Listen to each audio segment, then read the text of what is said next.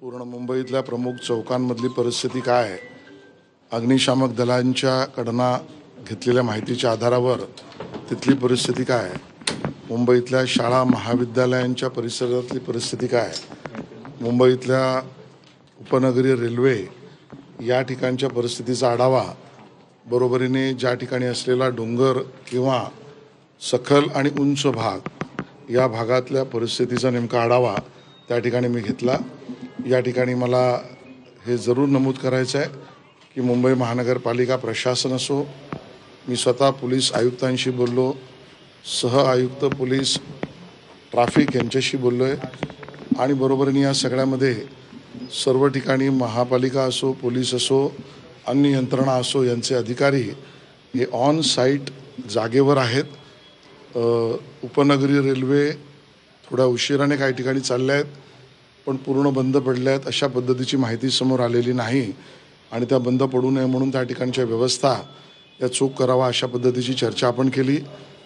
महत्त्वाच्या टर्मिनल्स दादर असो, CST असो, कुर्ला असो, अन्य ठिकाणी सायन असो, या ठिकाणी जर जास्ती प्रवासी संख्या उशिरा रेल्वे चालल्यामुळे जर झाली, आता तशी परिस्थिती नाही आपण झालीच, तर त्या ठिकाणी BSTच्या बसेसच्या व्यवस्था करणे याबद्दलचा आढावा आणि तशा सूचना दिलेल्या आहेत।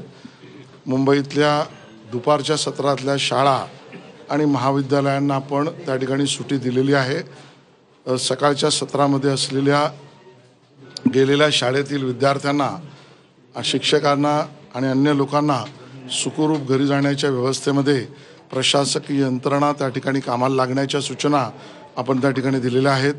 मुंबईतील गांधी मार्केट असो, वडाळा असो, अंधेरी सबवे असो, हिंदमाता असो, अशा काही ठिकाणी पाणी जरूर त्या ठिकाणी तुंबलेलं चित्र आहे। त्याचा निचरा होण्यासाठी, समुद्रमार्गे निचरा होण्यासाठी काही अडचणी असतील तर त्या दूर करण्याच्या विषयातल्या सूचना दिल्या आहेत, त्याला कामाला गती त्या ठिकाणी मिळालेली आहे।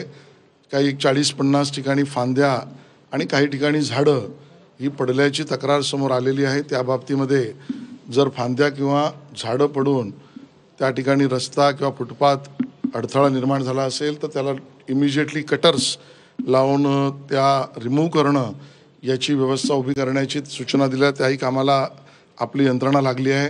एक माहिती समोर नेपियन सी रोड आणि त्या भागामध्ये त्या ठिकाणी CPWDची असलेली वॉल झाडावर पडून, झाड पडून कोणाला एका इसमाला दुखापत झाली आहे आणि ती कितपर्यंतची आहे त्या सगळ्याची माहिती आपण घेतो आहोत। त्याच्यासाठीच्या रचनासुद्धा त्या ठिकाणी लावलेल्या आहेत।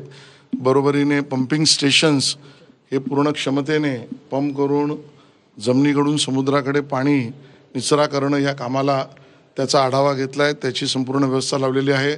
ज्या सखल भागामध्ये पाणी तुंबण्याच्या तक्रारी आल्या आहेत तिथे पंप्स हे ॲक्टिव्ह झाले आहेत ना, नसतील तर ते ॲक्टिव्ह करण्याच्या बाबतीतला सुद्धा आढावा घेऊन त्या सूचना त्या ठिकाणी आपण दिलेल्या आहेत। बरोबरीने या सगळ्याबरोबर BST, ट्रॅफिक या सगळ्या विषयामधली सूचना आणि त्याचा आढावासुद्धा आपण घेतलेला आहे आणि म्हणून या सगळ्या यंत्रणा कामाला सज्ज लागलेल्या आहेत। स्वतः पोलीस कमिशनर असो, मुंबई आयुक्त असो यांनी आवश्यक असेल तरच घराबाहेर पडा, आज आणि उद्या 2 दिवस पावसाच्या अलर्ट हे आपल्या त्या ठिकाणी आहेत आणि नियोजन नीट करूनच बाहेर पडण्याचीच खूप आवश्यकता असेल तर त्याला सहकार्य नागरिकांनी करावं, ह्यासुद्धा गोष्टी समोर मांडलेल्या आहेत। माननीय मुख्यमंत्री महोदय स्वतः माझ्याशी त्या ठिकाणी बोलले, मी त्यांच्याशी बोलून या शाळांना दिलेल्या सुट्या, महाविद्यालयांना दुपारच्या सत्रात दिलेल्या सुट्या या मुख्यमंत्र्यांच्या निर्देशानुसार आपण त्या ठिकाणी दिलेल्या आहेत। मुख्यमंत्री महोदय आत्ता पूर्ण राज्याचा आढावा घेत आहेत। ऑनलाईन त्या ठिकाणी आपत्ती व्यवस्थापनाचे मंत्री गिरीश महाजन हे सुद्धा आता आढावा घेत आहेत। मी सुद्धा माननीय मुख्यमंत्र्यांच्या बैठकीसाठी आता मंत्रालयात त्या ठिकाणी पूर्ण आढावा घेण्यासाठी जात आहे।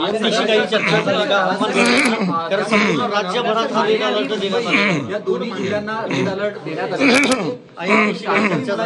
उद्याच्या बाबतीत काही निर्णय घेतला जाणार आहे? कारण आज सकाळच्या सत्रात अंदाज न आल्यामुळे शाळा सुरू झाल्या आणि त्यानंतर आपण दुपारच्या सत्रातील शाळा बंद केल्या। 48 तासांचा हा रेड अलर्ट दिलेला आहे, त्यामुळे उद्या शाळा सुरू असणार आहेत का? हे खरं आहे की वेधशाळेने दिलेला अंदाज हा आज आणि उद्या दोन्हीचा काळजी घ्यावी असाच आहे।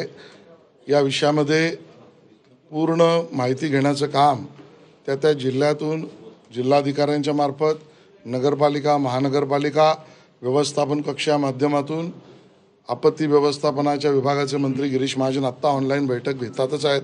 माननीय मुख्यमंत्र्यांबरोबरच्या बैठकीत आज आणि उद्या वेधशाळेने दिलेल्या पूर्ण अंदाजाच्या आधारावर राज्य सरकार निर्णय करेल. तो थोड्या वेळात माननीय मुख्यमंत्री महोदयांबरोबरच्या बैठकीत घोषित होईल. मंत्री आशिष शेलार यांनी मुंबईतील या संपूर्ण परिस्थितीचा आढावा घेतलेला आहे.